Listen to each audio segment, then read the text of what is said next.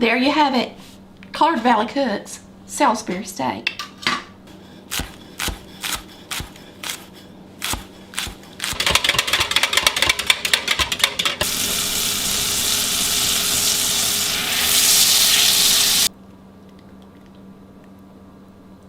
We're making a family favorite. This is a great dish to make during the holidays for your family.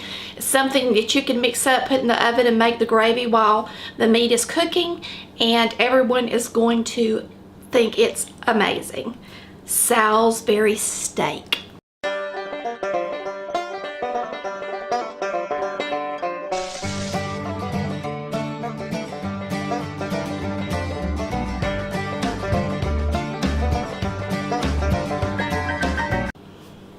We're going to start off with 1.5 pounds of ground chuck. I'm going to put in a 1/2 teaspoon of pepper. We're going to use a packet of Lipton onion. I chose beefy onion because this is a beef dish. Of course, they have different ones. So we're going to pour this in here. Remember, this has a lot of salt in it.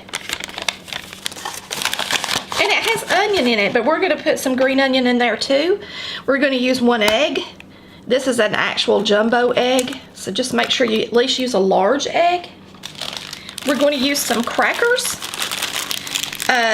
You can use breadcrumbs, stuff and mix, whatever you've got handy. Make your own breadcrumbs. But the great thing about using crackers is everybody's got some.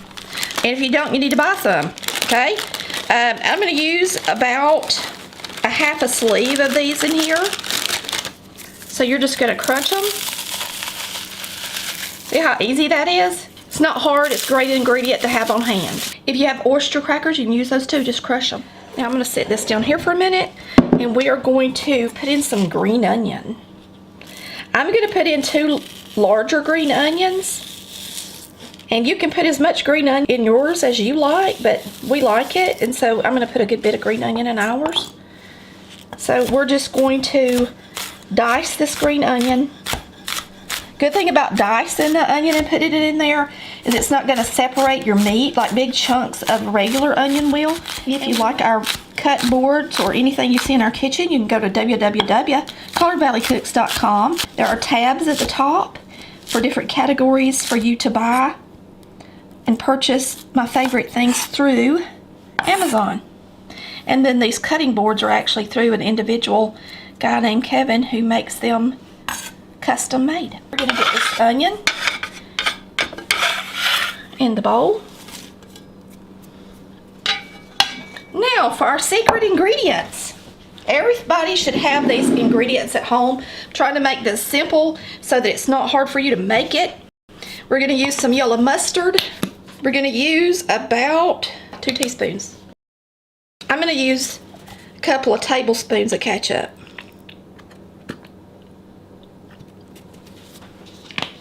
And then Worcestershire, you want to get at least a tablespoon's worth, so just put some in there. Now it's time to mix it up.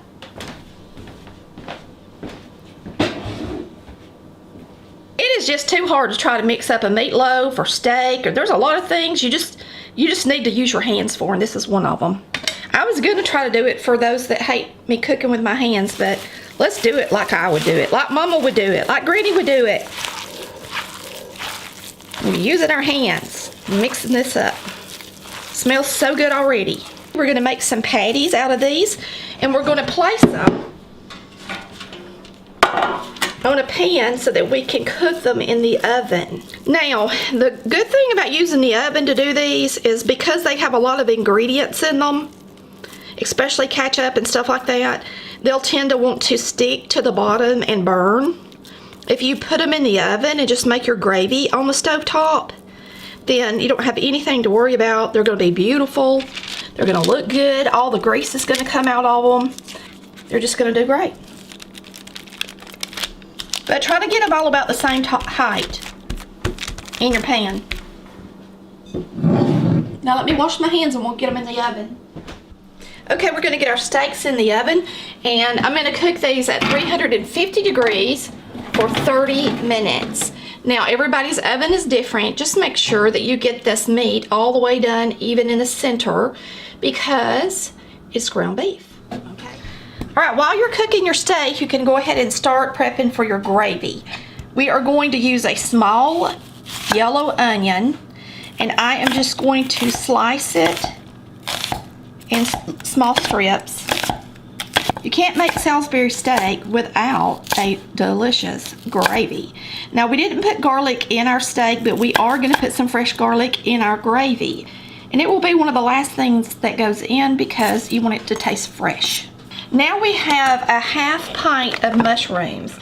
And I think that's more than enough for our gravy. So I'm just going to chop these up a little bit so that they're not so big. I'm going to put these in my bowl and get them over here to the stove top so that when we make our gravy, they'll be handy. So there's our mushroom and our onion. And our garlic will go in last, okay? After our gravy is really made. All right, let's go over here. Now we can go ahead and preheat an iron skillet. Right now it's on a low temperature, preheating. And while we do that, we can go ahead and put a half stick of butter in our skillet and let that be melted. I am going to open up some beef stock. Now, I prefer stock over broth. So if you're making it and you want it to be hearty, then buy the stock. And if you have some on hand that you've made at home, of course, use it. It smells so good. I say we use it all. This is a 32 ounce container of stock, so let's just use it all. I think it'll probably be right at 4 cups. Now we're going to put in some cornstarch. We're using cornstarch instead of flour so that our gravy is a nice clear brown gravy, okay? If you use flour and milk, then it would be cloudy and creamy looking. That is not what we want. So I'm going to use cornstarch. I'm using the tablespoons, and I'm actually going to use 5. Now we're going to mix the cornstarch in our stock. Make sure you beat it good.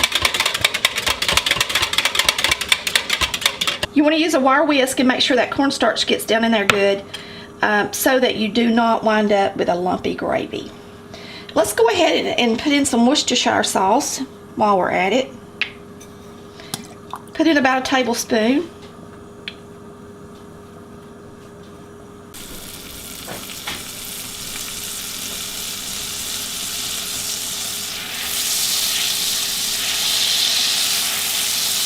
We're going to put in our mushrooms and onion. I'm going to go ahead and put in a little pepper, about a half a teaspoon. And we're just going to let these get a little bit soft. And then we'll make our gravy. But let these simmer just a few minutes and get soft. And continue to stir them so that since you've got so much in the skillet, you want to make sure they rotate. Alright, that looks about right to me. You don't want to just cook it to death. You want, to be pretty in your gravy. Now I'm going to whisk. You can see that the cornstarch is kind of made its way down to the bottom of my stock. So we're just going to whisk it really well. And then we're going to pour it into the skillet. Now, using cornstarch will actually clear it up once it thickens, okay? Now, at this point is when I'm going to add my garlic. I did not want my garlic to sit on the bottom of the skillet and roast. I want it to taste fresh. You do the same thing with spaghetti sauce if you're smart, if you want the garlic flavor in there. So we're going to take a clove of garlic, we're going to put it through the press, and we are going to put it in our gravy.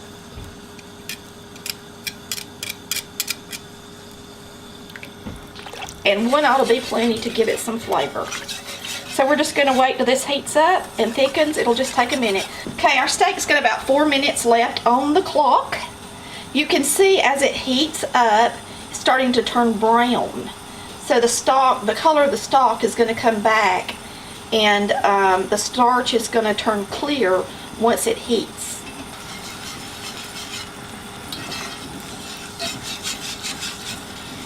All right, so this is about perfect. So we're just going to turn it off and leave it sitting here until we pour it over our steak. All right, we're going to take these out of here. Good thing about doing them in the oven is you can do something else in the kitchen while they cook. They smell good. All right, we're going to put these right here, and we're going to make a plate. All right, we're going to use this steak. We're going to put it on our plate. All right, we're going to put our gravy over the top.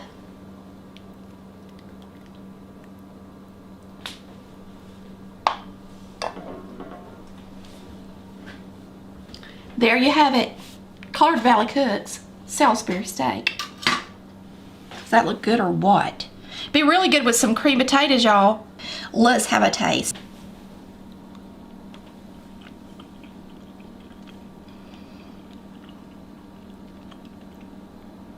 That's some good eats. Gravy myself because the meat is so salty and flavorful. I would make the gravy just like I did. Your family's gonna love you when you make them this dish, I promise. It is so good. Make some cream potatoes and peas or green beans to go with it. Wow, how delicious is that?